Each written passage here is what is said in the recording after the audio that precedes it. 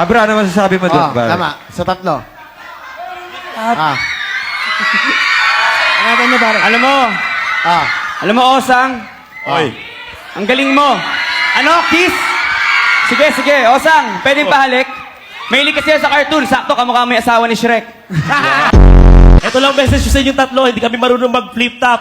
Pero kapag ako minalyo, bibigyan ko kayo ng laptop.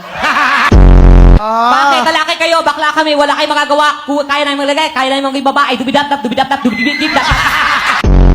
Hoy, kayong tatlo, kanina nyo pa si Abra, pilit yung kinukuyog at pilit yung dinudumog. Isang mantis, isang lamok at isang higante na bubuyog. Teka lang. Sadali, nahiya ako sa mga itsura nyo. Ikaw naman tao ka, maliit. Ikaw naman mukhang damo. Ikaw naman sunog na aso. Wala ka ng gasolina, kailangan mong bumusin na. Tinan mo, kanino mo ninakaw yung suot mo na kurtina.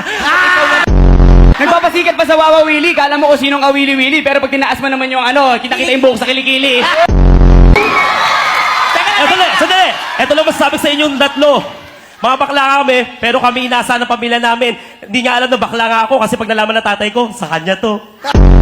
Hoy, huwag kayo masyadong feeling babae. At the end of the day, doon pa rin kayo pumapasok sa CR ng lalaki. Sinusunod na namin ang tama, pero huwag kayong makalala. Pag kayo nagibit, sa bakla rin kayo lalapit. Anong lalapit? Di ka ba lumalapit? Ikaw na yung aking iniwanan. Di kita kailangan kasi binigyan ako ni Kuya Willie ng 10,000. Alam mo, gwapo ka. Dapat huwag ka magsusot ng asul kasi magmumuha kang gasul. Alam ko, gwapo ako. Bakit ba? Alam mo, pangit ka.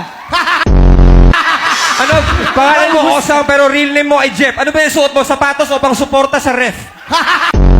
Di ba tapos? Oo nga, sinabi na pinangalan kaming lalaki. Ano ba gusto nyo? Suntukan na lang sa labas. Sige. Pangalan mo Donita. Ang mas bagay na pangalan sa mukha mo, Dinamita.